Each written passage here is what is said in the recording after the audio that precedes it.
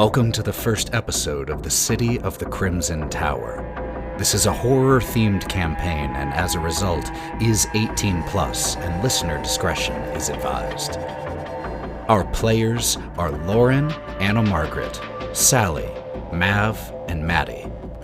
And Ethan, that's me, will be your game master.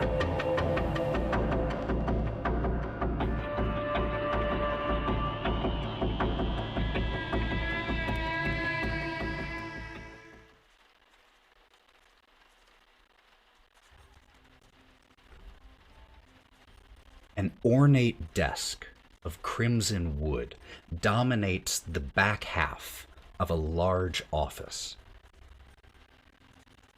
The sounds of music and revelry and sex can be heard from somewhere outside this room, maybe below, maybe on the same floor. But the woman who is seated at the desk seems to take absolutely no notice of this. A crack of lightning stretches across the sky outside of the 12-foot-tall windows. As the lightning fades and the thunder shakes the glass, the low-hanging, heavy thunderclouds become tinged with red from a neon light outside. And as the rattle and rumble of thunder settles, the sound of a fountain pen scratching can be heard. We see from a bird's eye view that there are 4 pieces of paper on the desk adorned with the script of a practiced hand, and the letters seem, from here, nearly identical.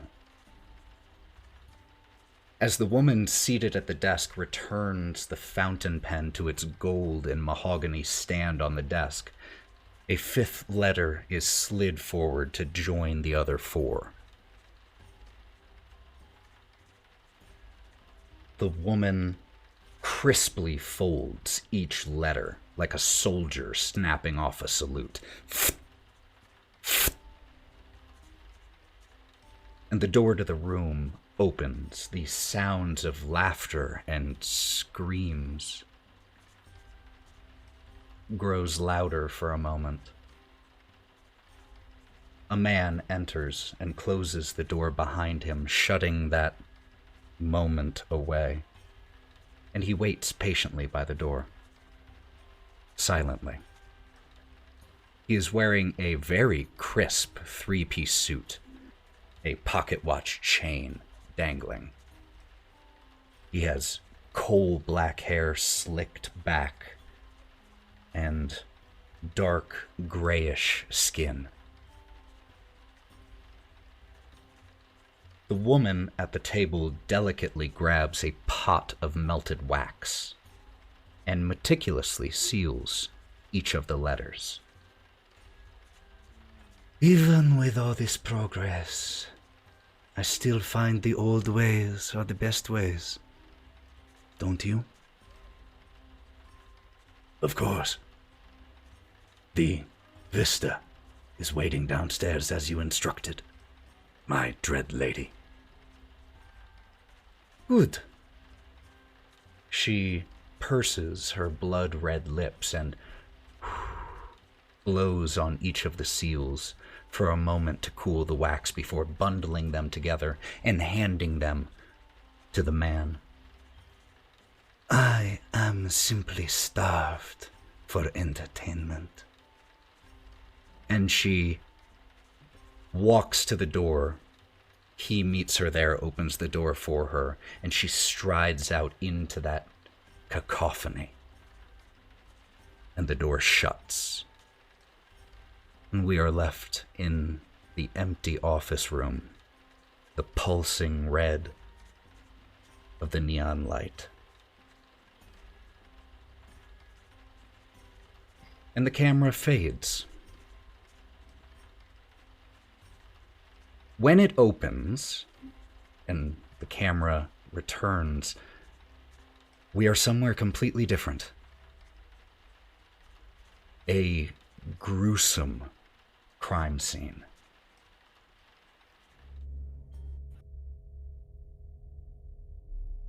The scene that we see doesn't need to be described. Not in intimate detail. When I say it's a gruesome murder scene, what you see in your head, it's about right. There are several people milling around, keeping their general distance, murmuring to each other, unsure of what to do. We then see a figure enter. Lauren, could you please describe your character for us and who we see coming this way?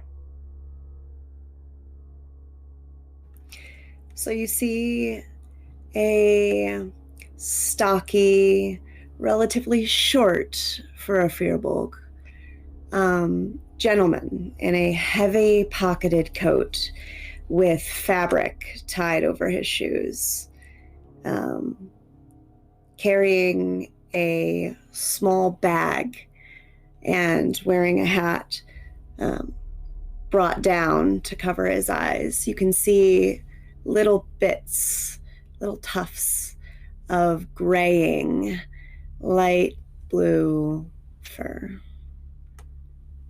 And as he approaches, the light from the moon glints on his glasses. And you see that they're very large, wide-rimmed, and he has a soft, unassuming face. He doesn't lift his eyes to meet the gaze of anyone on the scene. He just simply holds his bag tightly in his right hand to the side of his body and tips his hat gently with the left. A dwarf separates from one of the small clusters that had been hanging around and walks your way. Investigator Brooklyn. It's an honor to meet you. I've heard great things. We appreciate you coming at such short notice. He doesn't look up. Thank you. Thank you for having me. Can you take me to the scene and be sure that it is clear? Of course, everyone, step back, clear this. People step back even a little bit further.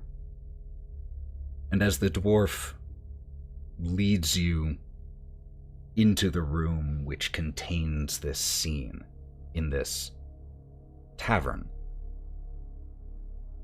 he explains to you, we weren't able to find anything that might be scryed on. Whoever did this, they were cautious. Made sure that they didn't leave anything behind. No one saw anything. Apparently no one heard anything, which is a damn shock looking at the state of it. But... And he just kind of puts his palms up and extends his arms, giving you the room, essentially, and stepping back.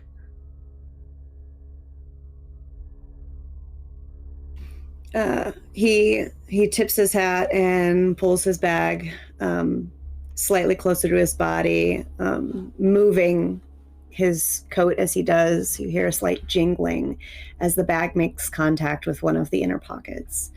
And he, as if ritualistically, kneels down, his knees creaking as he does, and unwraps his shoes, takes them off gently, sets them at the door, takes his coat off, opens his bag, rattles in, his hands in the bag as he takes in the scene, seemingly without any emotion attached to it whatsoever. As he takes a big, deep breath, he rustles a vial from his bag and he pops the cap off of it, puts it in his hand, swirls it, says something delicately under his breath, and as smoke rises from his fingers, objects in the room are illuminated. Slight things, small things, stray hair here, a fingerprint here, a blood smudge just there. And he gets out his notebook, sits down cross-legged, and begins to trace what he thinks has happened. You begin as you have done so many times before. It is muscle memory, it is rote. You are a particular fellow, and as you indicated to the dwarf to clear the area, you need your space to work. There is a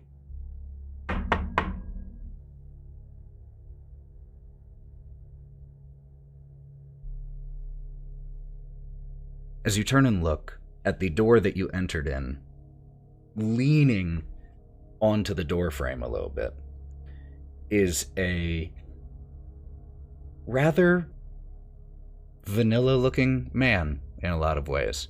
There's nothing that noteworthy about him, aside from the fact that he is wearing fairly, at least for this part of town, fairly garish clothing, close to jester colors in terms of the brightness.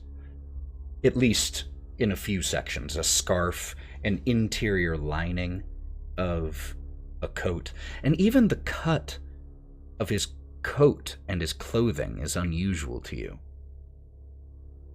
But as he leans on the door, "Are you Brooklyn?" Not now. I'm in the middle of something important and must work quickly. You turn back away from him, and just a few seconds later feel a light tap on your shoulder as he taps you with a letter. "I'm in the middle of something important too. This is for you." Thank you. Is that all? Look over your shoulder, and you just catch the back of him as he's already leaving the room.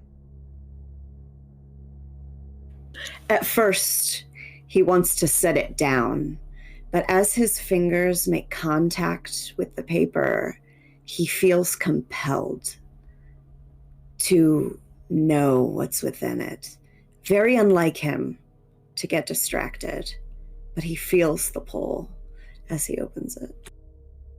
And we watch as the Firbolg breaks the red seal on this crisply folded letter.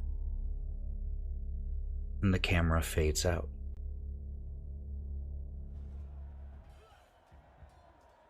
We pick up in a small, relatively, by the scheme of things of the Sword Coast, a relatively small town. But for a town this small, they have put up one hell of a pit-fighting arena. As we hear the cheers of onlookers, the squeals of excited children, we see two figures in this muddy, churned-up pit. Both of them are bare-fisted. No weapons in this. It is a bare-fist brawl. One of them is wearing a large head mask of a rhinoceros with a long arcing horn sticking up a good 1.5 or 2 feet, and is currently riling the crowd up as he's thudding his chest and turning and getting the audience to cheer on his side. And on the opposite side of the pit, we see who? You see a 6'3" caramel-colored man wearing a black and purple panther luchador mask. The mouth is cut out, but his face is obscured between mixtures of black, purple, down to the tights, bare-chested. His hands are wrapped, and all he does is just lift his hand and call out, "Pantera! Pantera! Pantera!" The crowd picks up the chant immediately, and it does kind of drown out the cheers from the other side, which the other pit fighter certainly takes notice of. Now, I would like to, for this narrative moment, Mav, put the description of this fight entirely in your hands. So, the Grand Pantera, the Great Panther, points at Sergei. His name is Sergei. He doesn't like when you use his real name. Makes fun of him, tells him to come on. We lock hands. But Pantera's kind of underestimated how strong Sergei is. There is, and as the camera was in close as the two men rushed forward, interlocking fingers and bracing against one another, the camera then pulls out, spins around, and we see two, especially as they are now forcing their muscles against each other, two incredibly jacked men here who are trying to get the upper hand. At one point, Sergei pushes forward, causing Grand Pantera's boot to slide back in the mud. But then, how do you recover from that and push Sergei himself back? What Pantera does is he slides back and, using that force of being pushed back, jumps up and knees Sergei in the face. And as you do this, breaking the hold. As you do this with a crack, as he starts to stumble backward, you know, Sergei, this is an exhibition match. There were some discussions that were had beforehand about how hard you were going to go on each other, and as a few chips of teeth come out with his spit, there's a part of you that kind of feels like you might have crossed that threshold. And as he comes back down and just pulls the rhino head up a little bit, and you can see the blood from his mouth, and he just kind of whispers, "What the fuck, man?" I'm sorry. Back into stage persona immediately, and comes charging forward, but you can see that you did a little bit of damage. So, how does this fight end? When Sergei comes to charge at me, I'm just going to grab Sergei, pick him up in a powerbomb stance, jump up, and beast bomb him onto the ground. Yep, and as you do this, you know that you didn't actually knock him out, but he is very much calling this fight as complete. The crowd erupts at that final display of athleticism and bloodthirstiness. And the crowd explodes. As we see the Grand Pantera reveling in the applause, we cut to just about an hour later. Pantera, you are... What would you be drinking to after that fight? Grand Pantera would be drinking to the prosperity of the town, the kindness of the people, the admiration and the love of the sport, and just the camaraderie and revelry, and the fact that I put smiles on kids' faces and all of that, just out there having a good time. So what would you be drinking? Rum. Rum? All the right. rum. And as this is happening, and Sergey is with you just on the opposite side of a tall table, and he's currently, like, worrying at his chipped teeth with his tongue. Really? It's not that noticeable? You don't think? No, it's not that bad. And look, you know what? Here. And I'm going to slide him some money to fix his teeth. My bad. I slipped on the mud and went too hard. I'm sorry. There is a tap on your back. And you look down and you see a girl of about 11 years old who has essentially the Sword Coast equivalent of your trading card, and has a little small piece of charcoal and has come up to you. Grand Pantera, if I know you're out and my mom told me not to, but I didn't know if I'd ever get a chance again. Could you possibly sign this? Of course. I'm just gonna put the liquor behind me. Who do I need to make it out to? Oh, Maria? Maria? I mean, I doesn't need a last name. Just knowing you signed it, that's all. Oh, no, I don't remember. Don't make me taking come this up with photo. last name for this random NPC right now. I'm not doing that. Listen, okay, Mary, I didn't know if you had more than one card. It was fine. I'll sign as many as you need. I don't remember taking this photo. Oh no. Here you go, my It was dear. a paparazzi shot. And as you hand it back to her, she is just glowing with excitement. Thank you so much, thank you. And turns around and like points excitedly at her mom, who is just shielding her eyes from this social faux pas. Gonna wave at Mom. And as you turn back to Sergey, he's just shaking his head at you. What? It's fun. I enjoy doing this. We're good at this. About simultaneously, you feel a tap on your back and you see Sergey pointing over your shoulder. Oh, another autograph. No problem. Oh. Hello.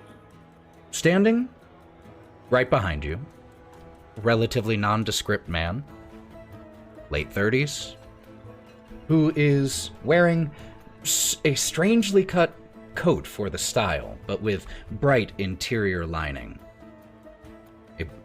Bright toggles on his vest.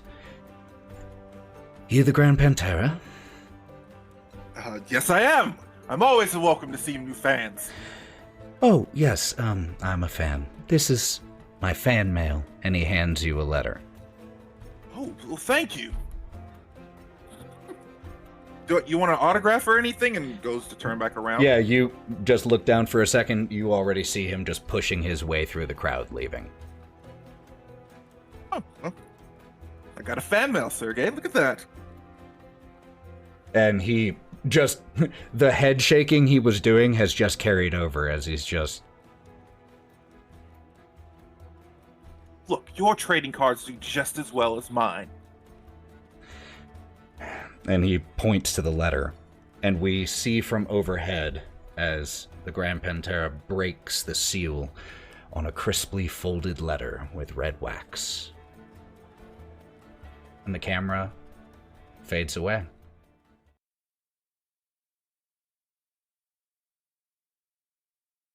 When it fades back, we are once again in a very different scene. Smoke fills this room that is adorned with silks and tapestries and heavy pillows, luxurious fainting couches, fountains for absinthe, racks for long-stemmed pipes. It is dimly lit with flickering flames. As the camera moves through this space, we hear sounds of every type of indulgence. We pass rooms where men and women are throwing coins into the center, gambling as scantily clad individuals of all different species refill their drinks and refill their pipes. We see stern, stony-faced guards who have the incredible quality of guards who are paid very well to not notice things. And it is absolutely remarkable the things these guards manage to not notice. But what they do notice is when anyone crosses the boss. And we pull into a room where we see several figures prostrate, slumped in chairs, folded on the floor, curled in couches. Smoke from incense and smoking herbs fills this room. And counting coin. Who do we see, Matty? You see a rather tall, for a humanoid woman, tiefling actually, with pale skin, like almost ashen white. Her hair is long and braided with various gems and jewels cascading down her back. She's in a incredibly low-cut dress that is just laced on either side, showing her skin, and she is counting what appears to be the 10th or 12th bag of gold, just carefully, meticulously counting, packing away, and jotting down in a ledger. But as she bundles up the last book, she is going to look up. Isabella, dear, would you please get my kit? I am done work for the day. And she's just going to close the ledger and look up to probably the youngest person in this room, and the only sober person in this room, Isabella. And Isabella is a young lizard folk woman, and she has skirts that hang from her waist, nothing on her top half, and she just releases herself from where she had been curled in with some of the passed out individuals, and she saunters over to a glass cabinet and opens it, and we hear the sound of clinking of glass and metal. And when she returns to the desk where you are and lays it out, what is it that we see that she lays? As she lays it out, you see a beautiful, luxuriously red velvet case that holds a a creamy ivory long pipe with various little pouches of different concoctions, different drugs. But the one that Karina opens is opium, and very obviously opium. And she's just gonna measure out the perfect amount without even paying attention, pat down the pipe. That's good, Isabella. You can go for the night. And she will lean back, put her feet on her desk, and light her pipe. And Isabella lets her fingers trace your shoulder as she walks and saunters from the room through the curtains by the door. And so what do we see now as you are not alone, but the only mostly conscious person in the space? You see she's going to lean back almost dangerously far into this chair. It's not like a sofa chair or anything, but she's going to almost push it back so it's on just the back two legs. And she's just going to like take a deep drag from the pipe, tap it out, and just close her eyes almost in a light nap sort of state, ignoring those individuals' moans and noises around her and just kind of resort back into her own mind. Over the next 20 or so minutes as you indulge, a guard comes in, reports a very minor issue that you swiftly and easily deal with. And then you are left on your own again for a little while. It is quite late, and you hear as you have sunk into a bit of a haze, though that is getting harder and harder to accomplish. As you sink into this haze, you hear a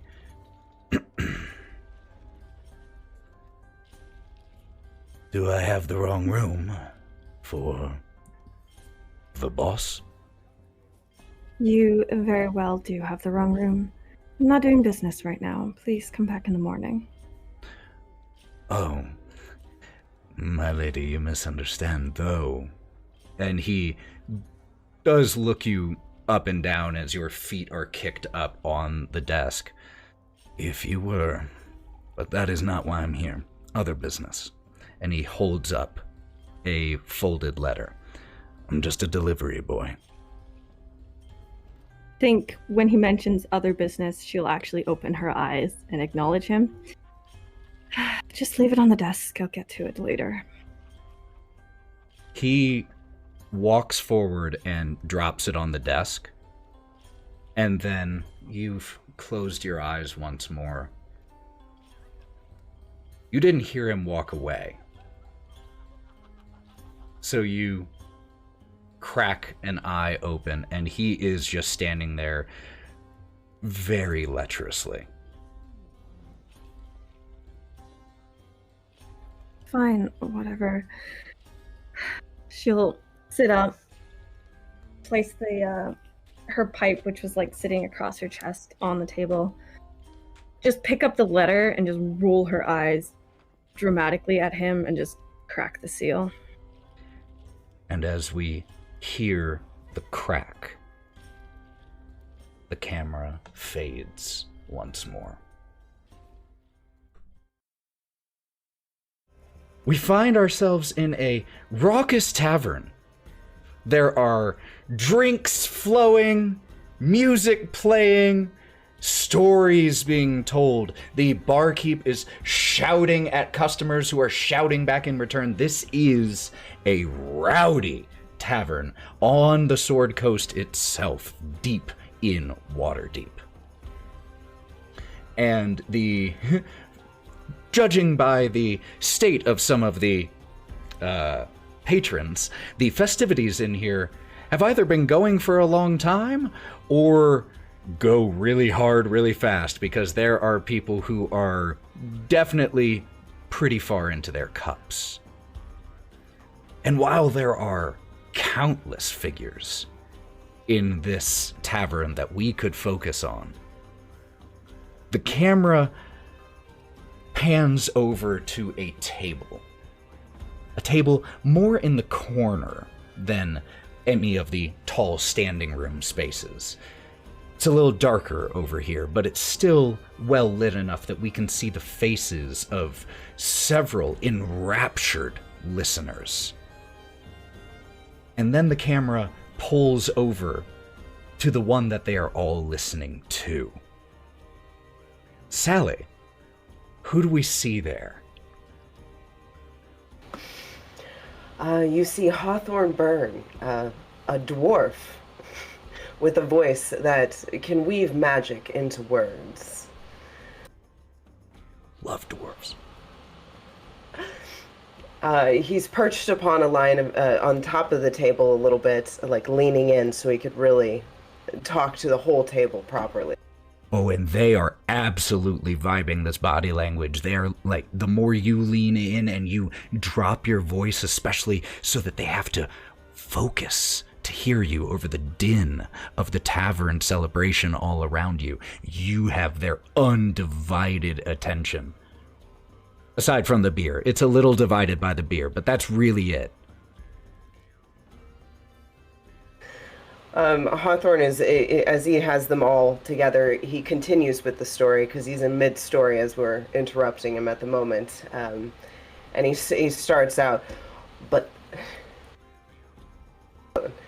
things took a wild turn when an ancient evil woke up in those parts. Oh, they called it, did you hear that?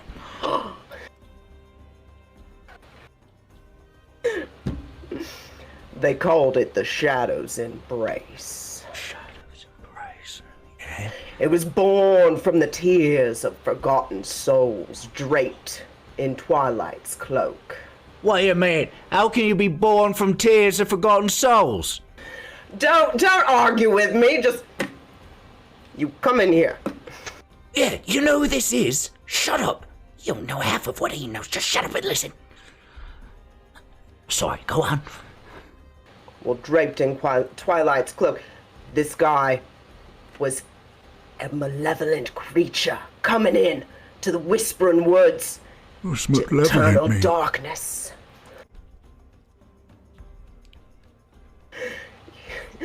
You have to forgive me because this is my first time in the back and forth this time. You're doing great. I'll stop if it's distracting. You're doing awesome.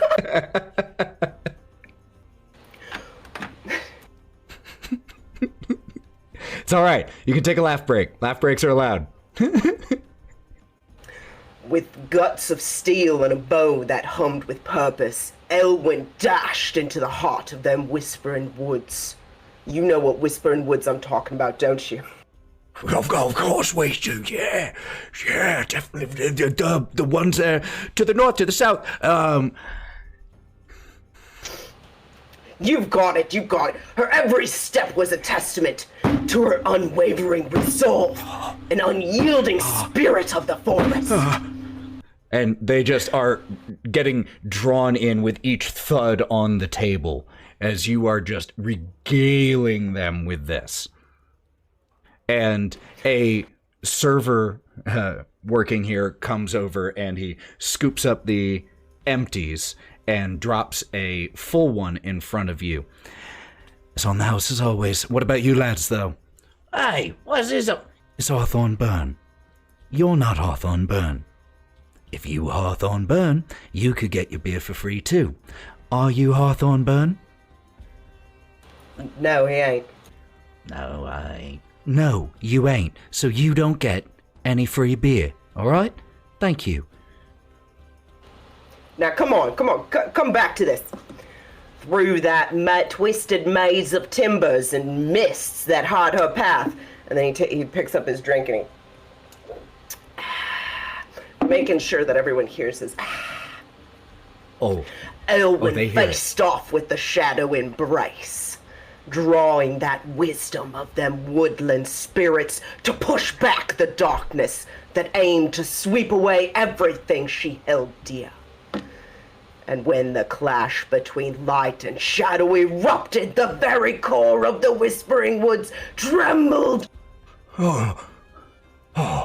And as they are at the height of the emotional intensity that you have spent well over the last 15 minutes laying all of the groundwork for, you just hear from a fellow standing who walked right up next to your table. That a fact. Incredible story. Sorry, didn't mean to be eavesdropping. Simply had something for Mr. Byrne. A gentleman in a strangely close-cut suit jacket hands a letter over to you. Are there any Mr. Burns here? I don't know any Mr. Burns here. You look like you're an auditor. And he just gets a small half smile. And as he starts to smile, one of the guys at the table, I thought you were Hawthorne Burn, right? And then his smile just breaks into a full toothy grin, and he just drops it on the table in front of you.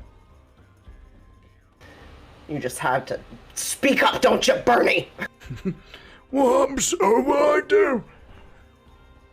And do you immediately open the letter, or do you tuck it away? No, I start to look around at everybody, and everybody has started talking to each other, and they were looking where the guy went, and so I'm drinking my drink, and I start to take the letter, flip it in my fingers, because everyone obviously has forgotten my story. So I start to open the letter, and I crack the seal. And as you do, we fade out of that scene. And as the camera fades in once more, we see a scene entirely different from any of the others that we have viewed so far. What appears to be a laboratory of some variety, but it is very stark, it's very bright, it's not what you would expect with a laboratory. It almost looks like if a stock image of a laboratory, in the sense that it is too clean, too bright, too neat in a lot of ways. And at the moment, there's only one figure in this room. And the camera slowly pulls in over the shoulder of this figure. And who do we see here, Anna Margaret? At her lab bench is Dr. Gloria Goodwin, and she looks more like she's dressed to go out to dinner than to be working in a laboratory, but it sort of works for her. Her lab coat's embroidered with pearls and different intricate designs all over, like it was custom made for her, clearly, but there was obviously a little bit of a personal artistic touch thrown in. Scattered around, you'll see where there should be maybe stacks of papers. There's also like a doily with the papers kind of on top all around. Poking out of the lab coat are feathered white wings that sort of flutter in the breeze from the open window flowing in. While her hair is slicked back, and there is clearly an experiment in front of her that she probably should be monitoring a little bit more closely before it boils over, she's looking off out the window like she sees something that no one else is seeing. And you hear a soft knock at the door. I don't notice it. There's something I'm so close to seeing. If I just look a little bit harder, I think that there really is something out my window. Oh, but I have to look from this angle right there. You're just dialed in to the inner machinations of your mind. And so you don't notice when your assistant knocks on the door. You don't notice as he quietly approaches. You don't notice as he stands 6 or so feet away from you and stares out the window as well for about a minute. You don't see the look on his face as it goes from perplexed to a sincere attempt to see what you're seeing, to a look of basically like, oh, doctor. And then he gently... Oh my gosh. Sorry. Oh, goodness me. When did you get here? About a minute and a half. It doesn't really matter.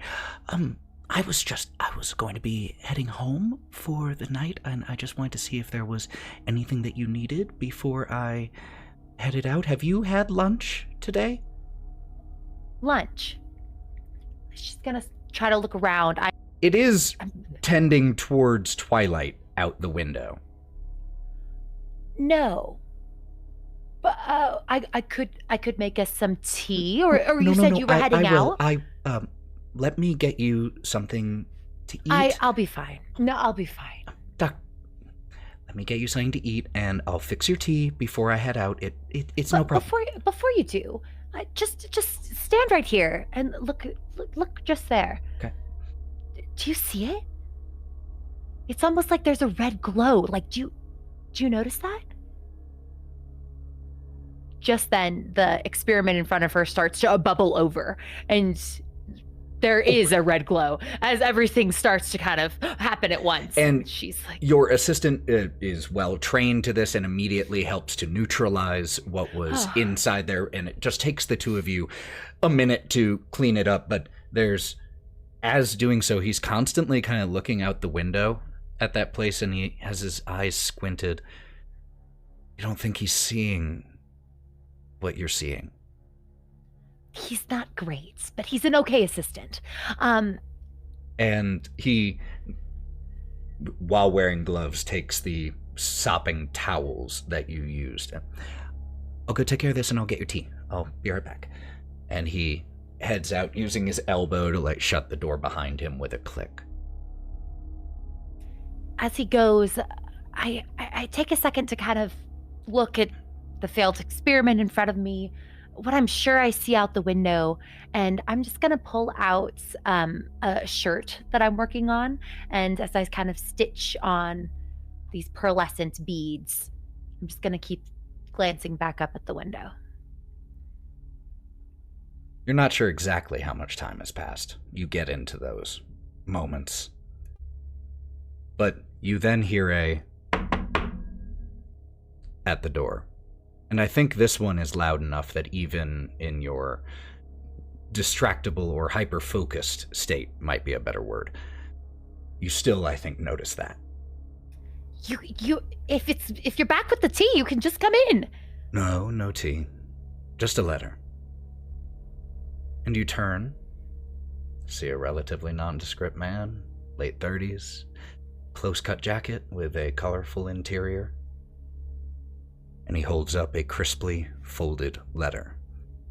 Are you Dr. Gloria Goodwin? I think as soon as he holds up the letter, I'd immediately feel distracted.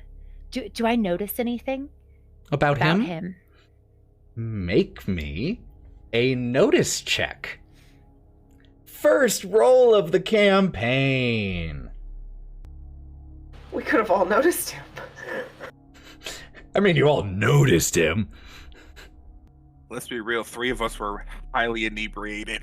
So, with a total of a 2, the target number for most things in Savage Worlds is 4. So, you don't notice anything unusual about him, other than the clothing that he's wearing being not of any style or fashion with which you're quite familiar. Men tend to, at least in the Sword Coast current fashion, the jackets are a little bit looser, they hang a little bit longer. This is cut fairly close to the form, only goes to about the waist. Darling, you look lovely, but if you're going to work here, there's a certain amount appearance we strive to maintain. I don't remember hiring another assistant, but I'm sure the people out front can help you. And he gets a half grin on his face. I'll be sure to do that. Have a nice night, Doctor. And turns Great. and leaves. What does Gloria do with the letter in the next 10 seconds? Does she open it? Set it aside? I imagine that while she wouldn't want it to distract her from what she's doing, who brought this letter? Who's this assistant? Did I hire him? I immediately grab the letter. But as I turn it over in my hands, something feels weird. And there's a moment where I know, oh no, I shouldn't be touching this letter. But I can't stop. And I crack the seal. And with this crack of the seal, the camera cuts hard to black. And in that moment, we hear the sounds of a train station.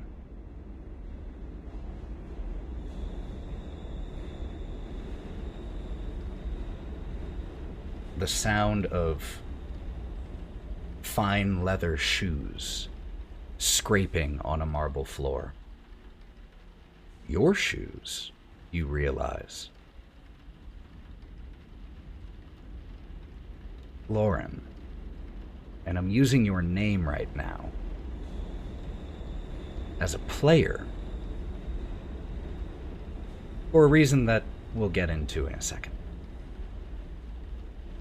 There's the hiss and grind and squealing as a train pulls in.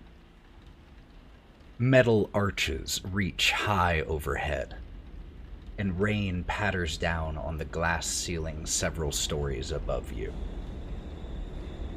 An arc of lightning cracks across the black clouds. There's a layer of fog even inside this indoor train station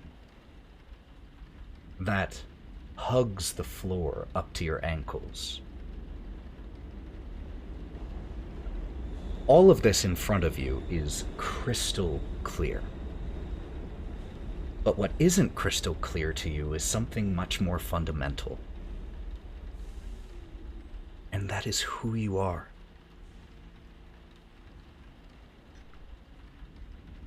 You can't remember your own name or how you got here. You can't remember your childhood. You can't remember this morning or an hour ago.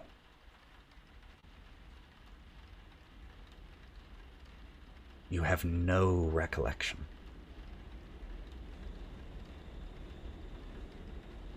There is another thing that becomes clear as crystal to you as you glance down the fog-covered train platform. And that is that you are not alone.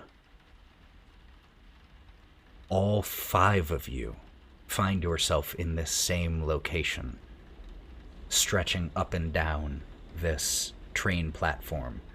The last of you on each end, barely visible through the haze, but you can still make all of the other people here out.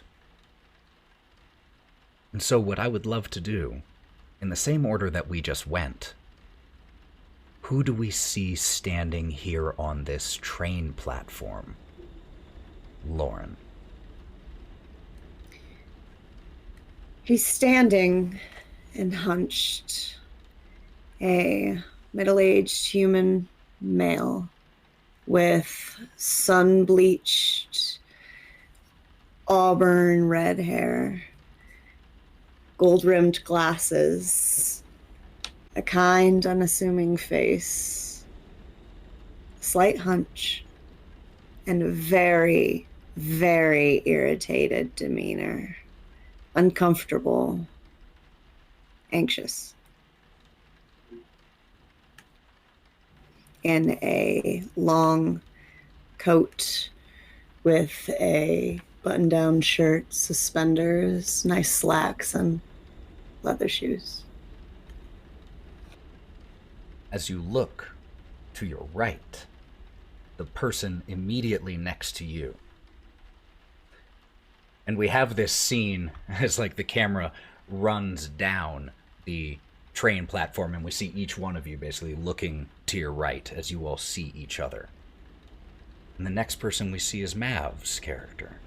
Who do we see there? You see a 6'5" buff panther-looking man. You not a man, you just see a panther wearing a newsy hat.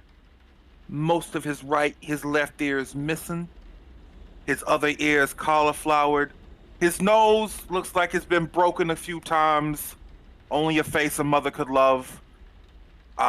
He is wearing suspenders with a blue button down, undone. Fuck a tie, fuck a anything. We can't breathe with this sumbitch on.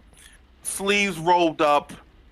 He has brown slacks and a dusty pair of boots. His tail moves within the fog. And he is smoking the nicest cigar that you can fucking find.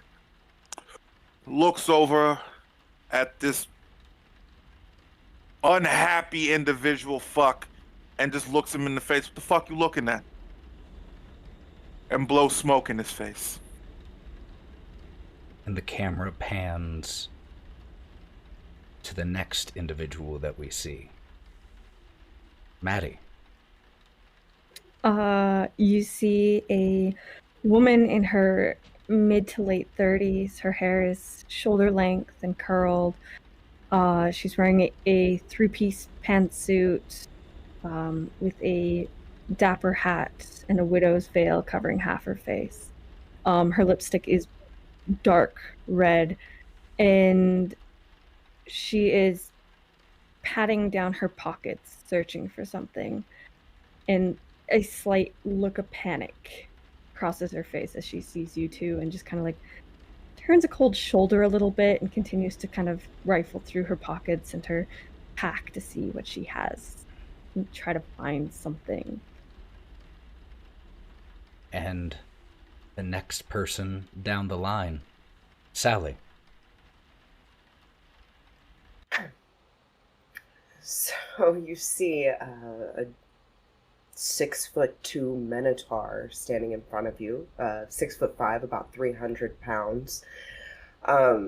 He's sort of just looking over his body because, I mean, he doesn't remember anything, but he's like, this feels weird. And he's sort of swaying a tad because he feels like this is very up high for him. So he keeps looking down. But he is in full dress of a wonderful jacket with a tie and a vest. He doesn't have a hat just yet. He will gain one as we go. But yeah. So for at the moment, he's not looking at anybody else. He's just like, he feels really funky, and so he's just sort of swaying in this spot. And the last person that we see, Anna Margaret. Standing on the end, Gloria didn't notice the people next to her. She's too concerned by the fact that there's a train. And while I can't remember how I ended up here, I feel like I know that there shouldn't be a train here. And so what you all see is somebody who should probably have noticed you. Looking on to the side, she's got kind of lighter brown hair that's tucked neatly into waves, pulled it into a ponytail in the nape of her neck, many pearls, kind of a tight evening dress that flares with little beads and fringes, but with two distinct holes that don't look like they were poked through, but have beautiful sewn edges so that two wings can fly out the back.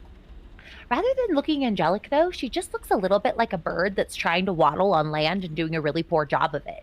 And so even just in this moment of trying to find the train, I take a little step forward to see if I can see it and almost like trip over my own feet. I'm not quite sure how they're supposed to work on land yet. And it's an interesting moment that you have, Gloria, because as you're having this feeling like, train, that doesn't feel right. You then have a very quick, immediate reaction of, why do I know what a train is? And maybe if I know what a train is, maybe a train is right. It should be here. Obviously. Because otherwise, My why would you subconscious- know what a train is? I knew. I know what's going on. I'm brilliant. There is a click of a cigarette lighter. And there's an illumination through the fog here that draws all of your attentions towards a sixth figure who's standing near one of the heavy columns that support the metal archways that hold up the ceiling of this train station. He's wearing a very well-cut three-piece suit, has a red tie on with a pattern on it that you can't quite make out what the little symbol is that's repeating. Has a pocket watch chain, dark hair slicked back, a scar on his dark gray forehead. He's also, you see, holding a sign that has 5 names written on it. Gloria Goodwin, Hawthorne Byrne, Karina, Nyne, and Brawk. And he strides towards you all, his posture incredibly upright. And he looks each one of you over. Glad to see that the letters made their way to each one of you safely. You must be Nyne. And he cracks a grin as he says that and looks at the Rakashan, the muscled Black Panther of a man. Yeah. And he looks at each one of you, and there's a moment of realization on his face. You don't remember who you are, do you? That's unexpected. She'll be happy to hear that. Who are you? A humble servant of my lady. You may call me Rahadin. Now, for this evening's purposes, I am also your chauffeur. So, Nyne, Brawk, and he gestures to each one of you, one at a time. Karina, Hawthorne Byrne, and Gloria Goodwin. If you will follow me, I have instructions. And he turns crisply on his heel, sign now hanging limply in his left hand as he takes a draw from his cigarette and exhales, walking away. Am I able to make, I don't know what the equivalent of an insight check is in this, to see if I can even, like, trust that he's not going to carry me down like a fucking dark alley and murder us?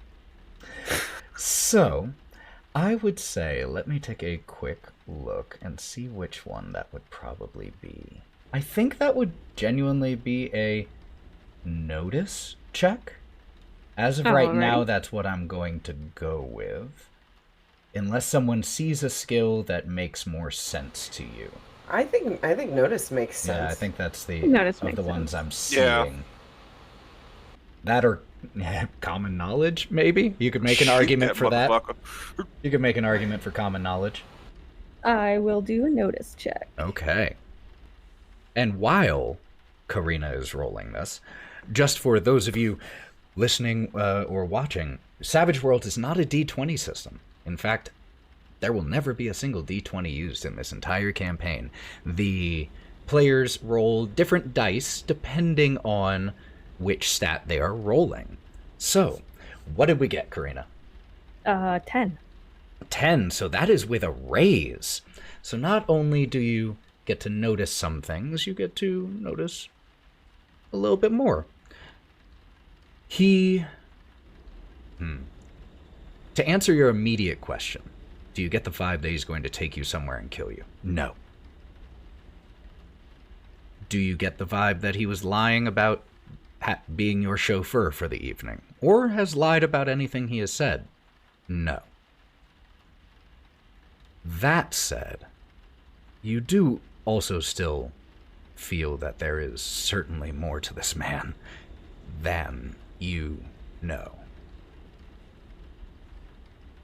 I did forget to mention, he also does have fairly pointed and long ears. But he is currently strolling away, and with a 10, I will also give you some visual things. You trace up and down the cut of his suit, and you don't notice anywhere where a weapon or a sidearm might be hidden away. Okay, then I will follow him. Was it Ryan? Did you say your name was Ryan up there? He doesn't respond. You just hear the clicking of his fine leather shoes. As everyone begins to kind of shift and realign their reality, Brawk turns his back and he puts his hands on the small of his back and arches to crack, and then immediately goes back to hunch. He nervously shakes his jacket, wiping his sweating palms on the lapels. My hallucinations don't usually have so many other moving parts. I wonder what it is this time that makes it so different. Fuck do you mean hallucinations? This is all clearly a manifestation of something that this cannot be. And then I slap him. Was that real? I do believe that it was. And he looks up at you, not with like fear, but with shocked realization. I do believe it was. So, why are we here? As you shout that, there is a pause in the footsteps that had been diminishing, and you just hear echoing. And the way it echoes is a little disconcerting, because it doesn't purely sound like it's originating from the direction that he walked. You can't actually pin down the origin of the sound as it echoes through this space. Because you were summoned. By who exactly? And why?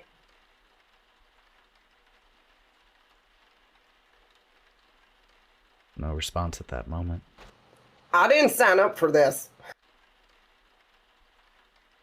Gloria takes a second to look back at the people who are still trailing. I just thought we were supposed to follow. He said to follow, so I did. Are you all coming? Well, I'm certainly not staying here. And he kind of puffs up his chest a little bit, and then immediately shrinks into himself, realizing that he's overstepped, and he follows. No, Brawk.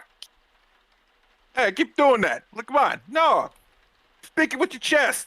You're doing good. You were doing good just then. It hurts. Ugh, exhausting. Pain is illusion. It's okay. Don't worry about pain. It's nothing. He looks you up and down. So, No, that was it. He just looked you up and down like, who the fuck is this guy? Wow, specimen. Hawthorne, sort of trailing behind everyone else as they're already starting to walk, goes, "Son of a bitch!" and then starts following them. So, you follow through this large, dark train station. It wasn't dark where you were. It was dark outside, that you could see in the sky in the glass ceiling above, but there were electric lights humming all around on the platform where you were all deposited. But as you exit that platform, the lights are off everywhere else. There are no other people here. You don't see anyone else on another platform. You don't hear any other trains. You just hear the sound of the pattering rain and the thunder and the click of your steps. And as you push through the large, heavy metal doors of the train station, idling right outside is a car. And all of you know what cars are. It has its classic 1930s, 1940s style with the long front section, the tall interior and tall doors. It is sleek black. And the door to the back section is open, and the gentleman who introduced himself as Rahadin is standing with a large black umbrella, the rain pouring down from it, but the umbrella covering him and the door to the vehicle. There are streetlights outside that aren't on, but you see them. Many of them are covered over with vines, different plant matter, some even completely fallen away to rust. And he simply stands there waiting.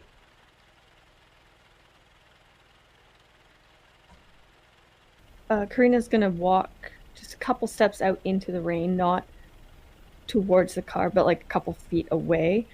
And do I see any stars? Do I see any light coming from anywhere at all in this area? It is, so as you step away and look around, in terms of stars or light from the sky, it is very heavily covered with low-hanging storm clouds. So seeing them, a little bit difficult. You do get glimpses of the moon through, if you look long enough. But looking around, you can't see very far. Outside here, the fog is dense and heavy. At a certain point, just like a wall. You cannot see very far out here at all. For all you know, there could be a well-lit house 120 feet away from you, and you wouldn't know it, with how heavy the fog cover here is. You see the headlights from the car piercing forward like arrows into the fog. And because you look around for light, you do also, very occasionally, get glimpses of this thin, red light like knives cutting through the fog from far off in the distance, high up. You can't make out any details, and it's barely a speck. But you do see it.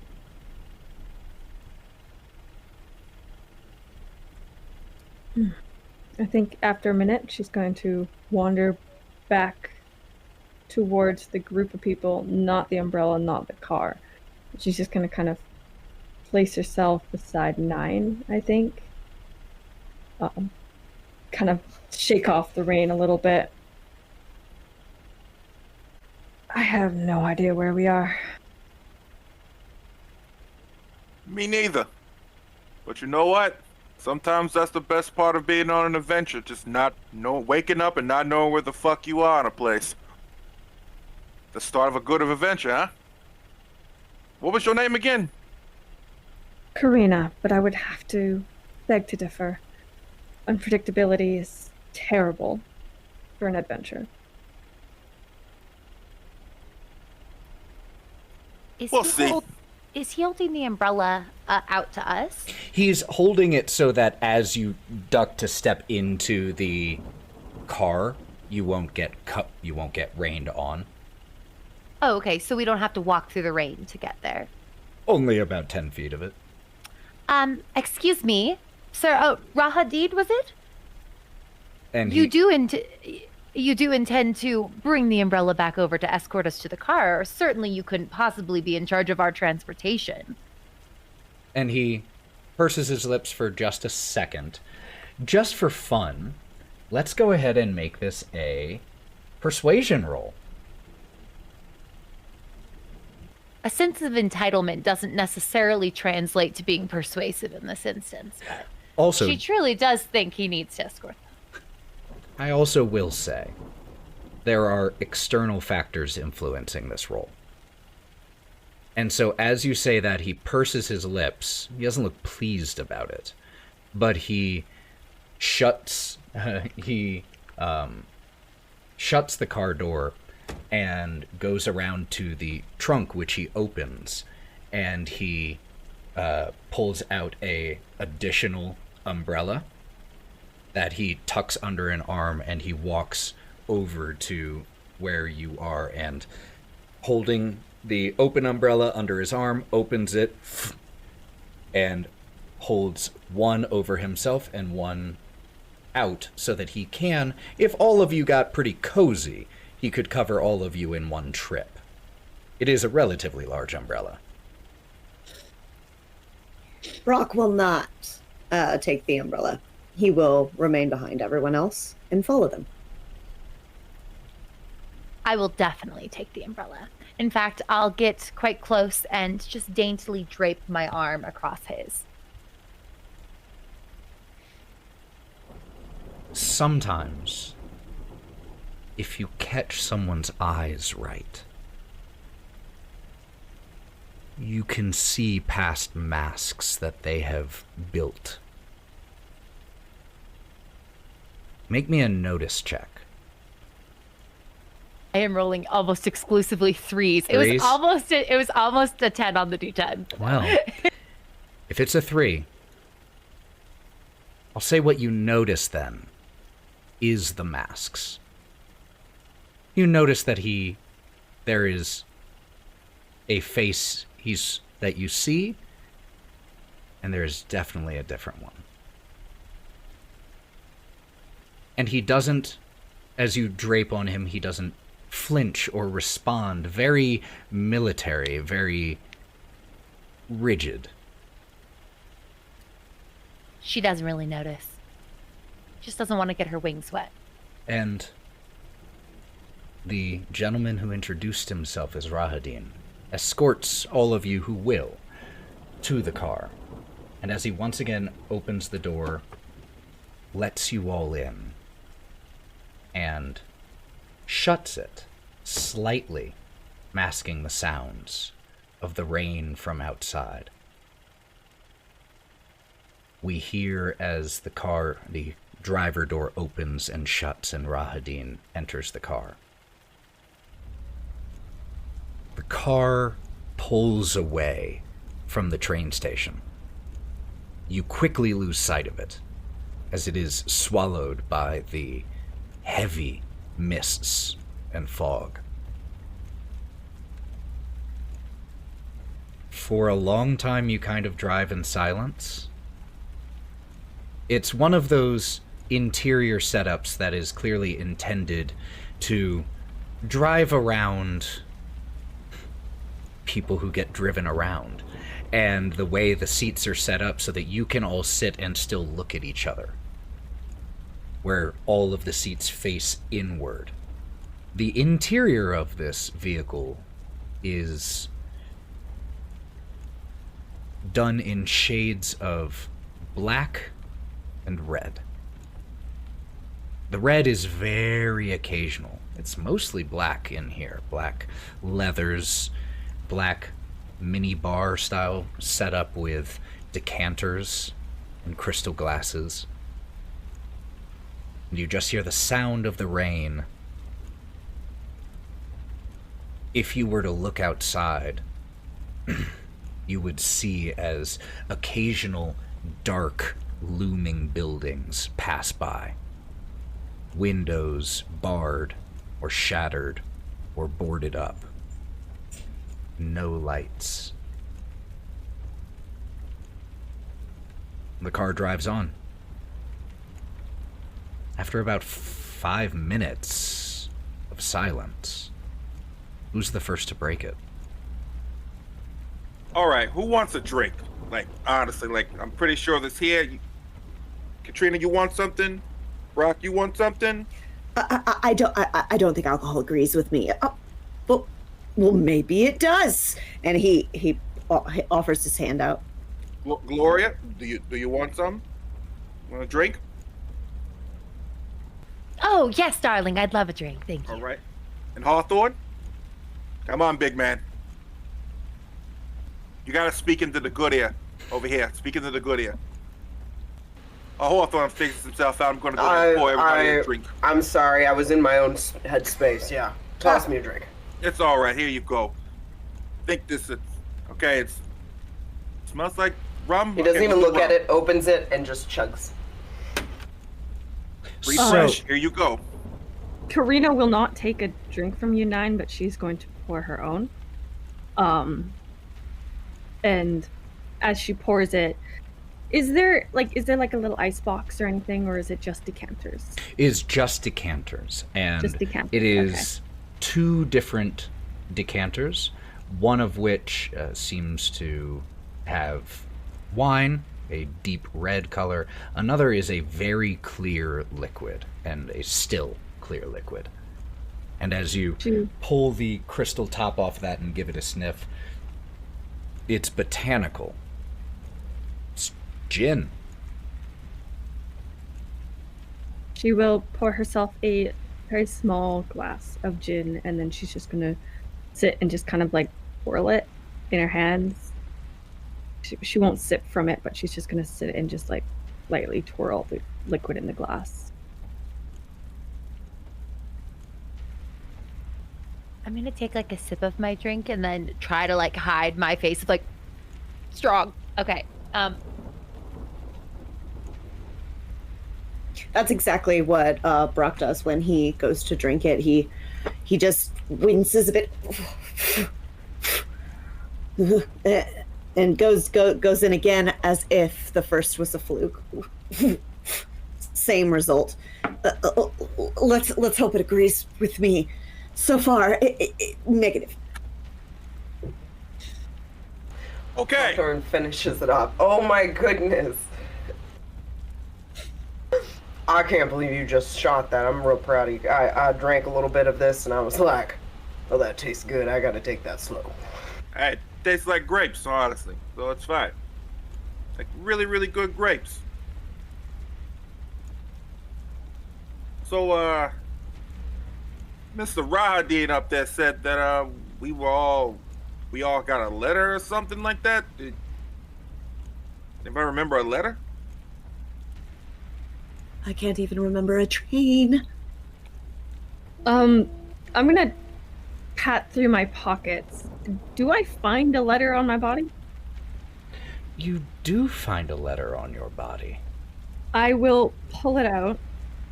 I mean, I'm assuming this is the letter. Can I open it and see what's written on the paper? As I'm assuming we never actually read the letter. Oh, you all read the letter. Okay. It's just you have Not no that we memory of remember. reading the letter. Also, Ethan, just a kind of technical question here. How many hours has it been since I cracked the letter in the first place? You don't know? May I ask what this is for? If it's for a rules thing, I can let you know. If it's just out of curiosity, you don't know. It's to see whether or not I would be coming down from my trip or not. Ah, well, I would say that you are still within the time frame that you aren't having negative withdrawal effects. Okay. You aren't high anymore, but you are not deep into it at this point. Okay. Perfect. The letter that you open, that had gotten crumpled a little from where it had been, was it in a bag? Was it in a pocket? Where did you find it on your person? I think she would have found it like tucked in her jacket pocket. The letter that you read is from the mayor of a town. It says that he is the mayor of a town called Bridgewater. He speaks of his child and the land itself being afflicted by something.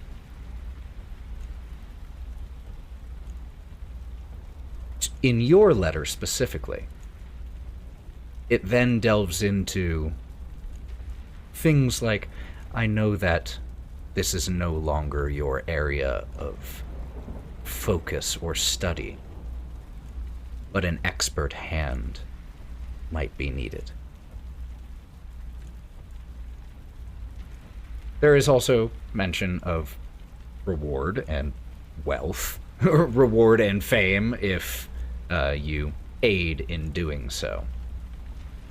And the signature at the bottom is signed Kol Indirovich, Mayor of Bridgewater.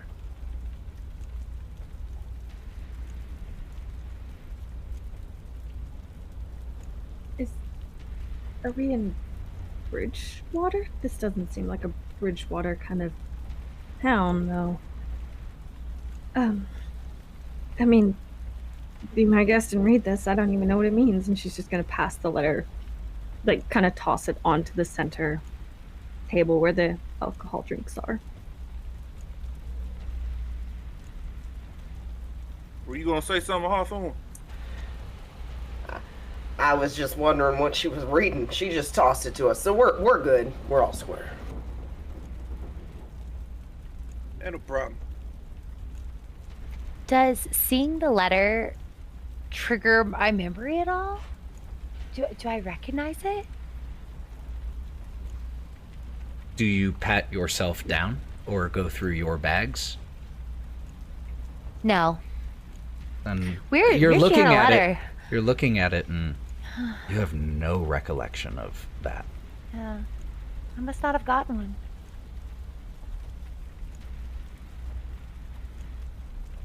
Nyne at this point will search through his bag, just to see if his effects are still there, or if there is a letter. I'll let you answer that question. Would Nyne have kept the letter? Or, excuse me, would the person Nyne was have kept the letter? Grand Pantera? Yes. Okay, He would have. then yes, it is there. Hey, looks like I got one too. It reads almost identically. And I pull out one too. Look at that. I have one as well. Laura, I'm pretty sure you got one too. Did we know each other before? Is that how you know that I got a letter? No, I would definitely remember someone as gorgeous as you if you were in my life. I would have remembered you. Oh well, you're quite nice yourself. I'll look and see if I have one. I don't think I do. That tracks to me. That does track to me. I'm But I pretty will sure ask. she would have lost it the moment she found it. So here's a question then, Gloria. You don't find a letter because of what you just said. Do you find anything else on your person, though? In your bag? I'm or- initially a little bit shocked because inside my clutch there are things, which, you know, who knew? I have no memory of putting them there. But inside I see a string of beads I see more kind of like loose knickknacks of things that look like maybe they could be used for something. You know, when you see a pretty charm and you just want it. There's a bunch of those, like little tiny charms, little coins. But then strikingly, there's also just bits of jewelry, little things. And kind of intermixed with those are also scraps of paper with notes that are kind of alarming, like check behind the doors. Like spirits? Question mark, question mark, question mark. Just like random little notes and tidbits of like, oh, I should remember this. Stick it in the bag. But that type of note that is so specific and ambiguous that unless you were the person making the note, it means nothing to you. You don't have enough context. Clearly made by a brilliant mind. It instills a little bit of a sense of dread. As I look at them, I feel this nagging sense that there's something I should know, or I should recognize it, and yet I don't. None of it looks familiar. And I do just want to reinforce that as you are looking at these notes, you have no memory of making them. You assume it's in your bag.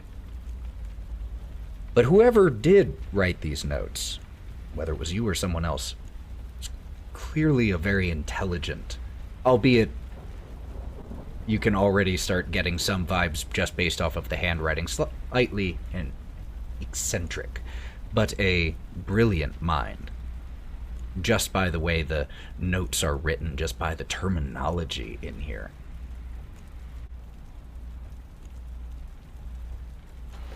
Hawthorne's still searching himself, and he finds brass knuckles.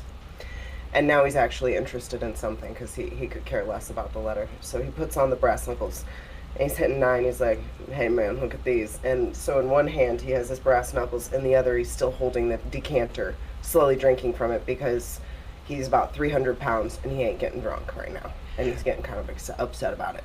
Which decanter is Hawthorne drinking from, the wine or the gin? Well, he started with the wine, and he set it aside when people set the gin decanter down after they filled their glasses. And he's like, and he smelled that, and he's like, yeah. And so he started drinking that. I will say, this is pretty good gin. It does have some, it feels very potent. Now, you are large, and it's not impacting you, but you can still have the awareness as you drink it, and you get a little bit of, that's slightly akin to gasoline. But it is also good. So you have these brass knuckles on and the decanter in the other hand. Sorry to interrupt. No, you're fine. So I look around, and I look at Nyne, and I go, are we gonna fight something? Like, why do I have a weapon on me? You have a weapon? You start looking... We should all... Go ahead. We should all lay our stuff out on the table. Everybody, search your... Gloria, don't look at me like that. You're gonna search your pockets. I'm gonna watch you search your pockets, Gloria. We're just gonna make sure. Did you guys notice that red light? And as Gloria points this out, you all look out the right. Well, I guess it depends which way you're facing. You look out the east window. And because of angling, you have to get a little low to see your horns, Hawthorne. What Gloria is talking about. But you see, high up in the sky, a large, blinking, flickering red light in the shape of what looks like a 2 or a Z. Who puts a 2 on a tower? Is there a first tower? It's a pretty important number. I mean, 2 is pretty relevant to a lot of different cultures and different societies. I mean, I don't know. Could be something like that. Smallest prime number? I think it has less... I think it is a letter. I think it is a C. What a shame. I thought that they might have some, like, interesting interesting knowledge of math or something, but yeah, I don't know. Just some interesting trivia. But Hawthorne, was it? Darling, I don't know if you know this, but not many dresses have pockets. You can see what's in my clutch if you want. I'm just trying to figure out what we all have. What are we trying to do here? Are we gonna fight somebody? Does everybody have a weapon? Are we supposed to fight each other? Is this a death match? I think at that, after watching everyone take sips of the gin, Karina will finally actually take a sip of her glass before putting it down. And then she's going to start pulling things from her pocket. And really quick, Karina, as Yes. you, and we'll jump right back to where you were.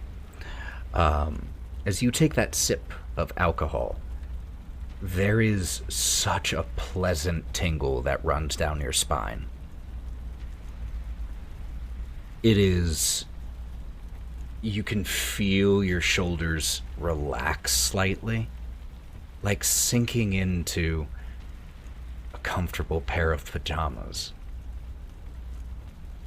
And you just feel not compelled to drink more, but you have the absolute, unequivocal realization you like that.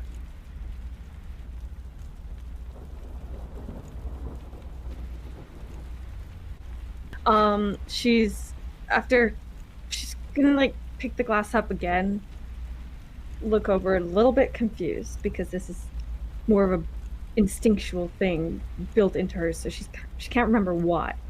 But then she'll place it down a little closer to herself, and then start pulling things out of her pockets. She'll have like a very small little cigarella case and flip it open to find it's empty minus just one cigarella left. And there'll be like a very small little notebook with random sketches. Not artistry, but more like what somebody would see when they close their eyes. Kind of drawn into this book. Almost like a dream journal, but makes very, very little sense. And like few a dream odds journal. and ends. Yeah, like a dream journal.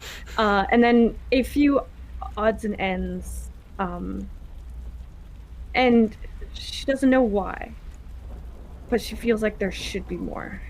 She feels like she's missing something, and so she's going to kind of frantically search her bag, which is just like a little small clutch-like purse, and search her pockets again and not find it, but not even know what she's looking for. And after the second or third search, she will take a larger sip from her glass and just kind of flick through her little book a little bit and just go a little silent, I think, watching everyone. You all see this. Oh yeah. She's not hiding shit. Nyne. Well, I guess it's my turn to dump stuff out here on the floor here. And you're just going to see him take his bag and dump it on the floor. And you're going to see some cigars fall out. A gold lighter. This handmade cute little mouse toy. It looks like a mouse toy, but it's a cute little mousey that just drops on the floor. Nyne will quickly pick that up and put it in his top pocket. And don't worry about that. And you'll see flyers for like some type of event, but it's kind of faded. And a couple of cards that the faces have also been smudged out, kind of water damaged. And I don't think that's about it. Man, you got a lot of stuff in your persons. He starts patting himself down. I got a rope. Well, you guys saw the brass knuckles, and then, well, I got this sort of braided thing too. I'm not sure 100% what it is, but it makes me feel nice when I hold it. So we're gonna keep that to myself. Puts that back in his pocket.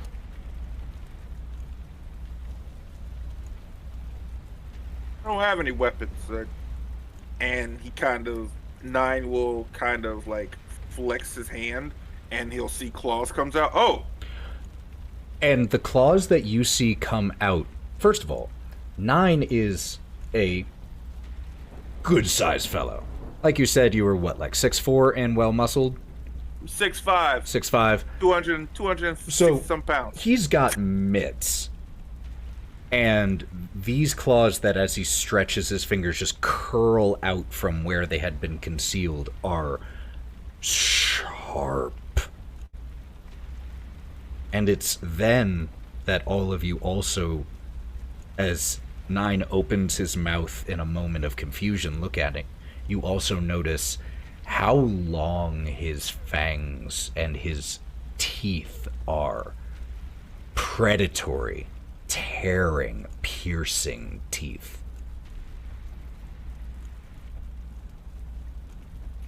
I'm going to immediately try to like flex my fingers just to make sure claws don't come out. I'm going to try to be a little bit subtle, like. No claws. Okay.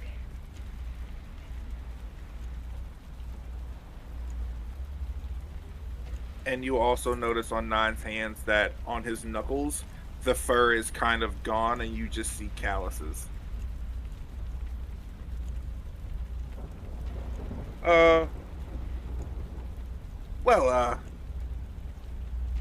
That's new, I think.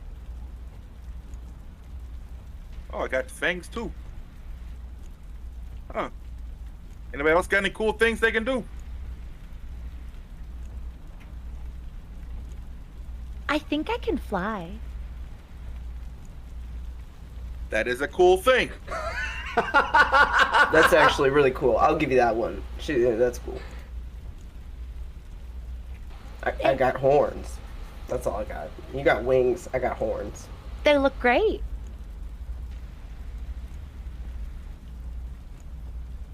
I think Karina's just going to take another even larger drink and just kind of hold her hand out to Hawthorne. Are you done with that?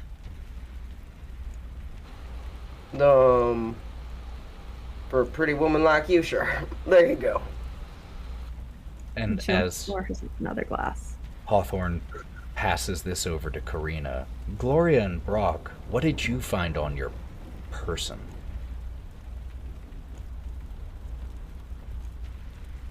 Was there anything, Gloria, in addition to the notes that you described, that you found?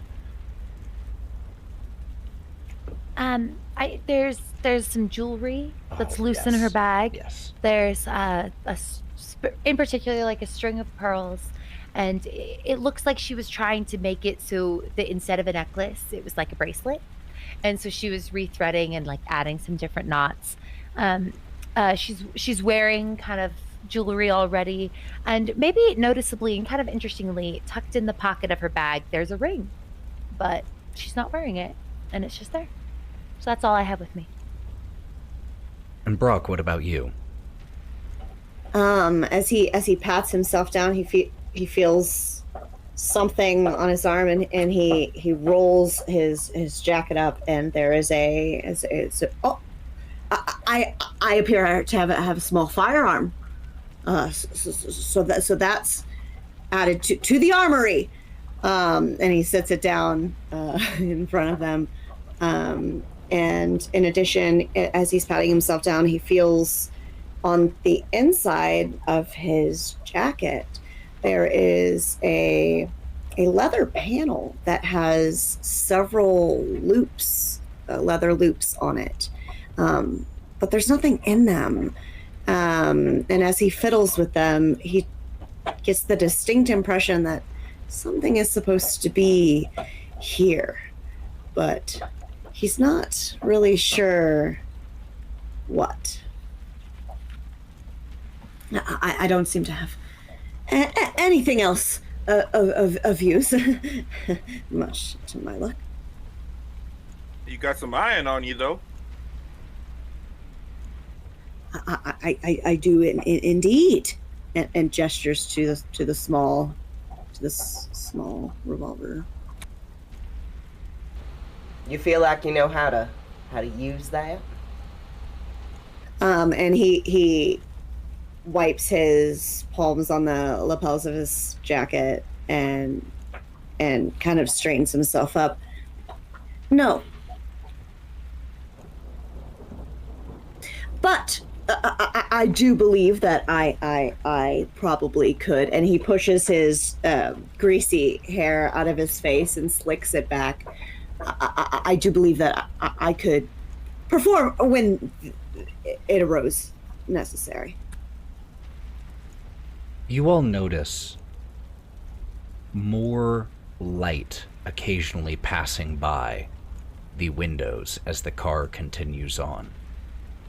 Streetlights buzzing and creating these orbs of light through the mist.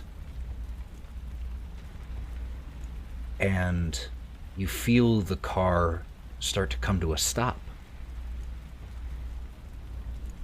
Front door opens and closes. Karina. As I start seeing lights, do I see any other people, or is it still ghosts? Make me a notice check. While people seem distracted with the car stopping, I'm going to just quickly reach in my purse and grab a small comb. Darling, Brawk, here. I got a 9. Okay, noted. I just slip Brawk my comb. And he looks at her ever so gratefully, but slightly embarrassed. Wipes it on his pant leg and then goes to comb it back. And it looks quite nice out of his face. Correct me and if he I'm wipes it and hands correct it me back. if I'm wrong, but I see Brawk as a type of fellow who has a side part. He does, and he has a single white strip right down the middle, and his hair is very wavy and unkempt and greasy, and it's a mess. But now it looks lovely thanks to the Gloria comb. Karina, with a 9 on your notice, you start looking out the window before the car comes to a stop. You do catch sight of someone going into one of the squat, repetitive buildings that form a long block of nearly identical brownstones. And you see as someone is walking in a door, dim light pouring from it into the fog and then shutting it behind them. You also notice, though it's so brief because you're driving, but you catch a quick glimpse of a human man wearing what looks like a decently well-tailored suit, but is currently slumped up in a corner against a stairwell. Rain pouring down on him seeming to take no notice as his mouth just kind of opens and closes slowly like a fish out of water. And then it's gone. You're already past it. But the car comes to a close. You hear the driver's door open and shut. And just a few moments later, the car door that you entered through is opened once again. And Rahadin is standing outside. The umbrella still where it was over him and over the door. And he just kind of leans in. "Welcome to Bridgewater." And then stands out of the door, out of the way so that you can exit. We watch as the 5 of you step from the car. After each one of you has gotten out, Rahadin shuts the door, gives you all a collective nod. "I will see you all soon, I have no doubt. Enjoy your stay." And walks over to the driver's side door and begins to get in. Karina, I see your hand. This is really random. But when he leaned into the car, what does he smell like? Cologne. sandalwood style cologne. Smells good. Smells pretty good. Smells like he is frequently around someone who might appreciate good smells. I'm sure there's a word for someone who has a wonderful nose, and I don't know what it is. Hawthorne. Am I allowed to have taken the bottle of gin with me? Define allowed, as in the game? Absolutely. I don't think Rahadin would have, said yes, please, but he doesn't say anything about it as you still have it in your hand. Okay, because Hawthorne will get out of the car with it in his hand and go, "Thanks, man," and then just walk away. Before you know it, the driver's side door is shut again, and the car pulls away, splashing its right tires into a pothole full of filthy water and leaving the five of you somewhere entirely unfamiliar. There are very few people visible here as the light rain still tips and taps around you. Off in the distance, maybe about 100 feet ahead of you, maybe a little bit more. It's tough to know when the fog covers so much of your points of reference. But you see in the gray distance a flashing green neon sign, along with several street lamps casting their feeble light into the fog, quickly absorbed by the heavy mists. And as the five of you stand still and take in your surroundings, the fog covers your feet and seems to almost try to crawl up you. As you all are looking towards that flashing green neon sign like a beacon, you hear the sound of a screaming baby echoing through the streets, and the five of you turn to see what caused it. And you just see that row of low, squat, identical homesteads slouching shoulder to shoulder off into the fog, but you don't see the cause of the sound. When you turn back towards where the blinking green sign was, it's gone. And all you see is a wall of milky mist, tendrils like fingers stretching towards you, and those occasional slices of red light coming through from that blinking red Z. And as you're still trying to reorient yourself, as where you were seems to have changed without your say-so, you hear a small voice from behind you. Beg your pardon? And that's where we will pick up in episode 2 of The City of the Crimson Tower. Woo! Thank you all so much for playing this game. You all did amazing.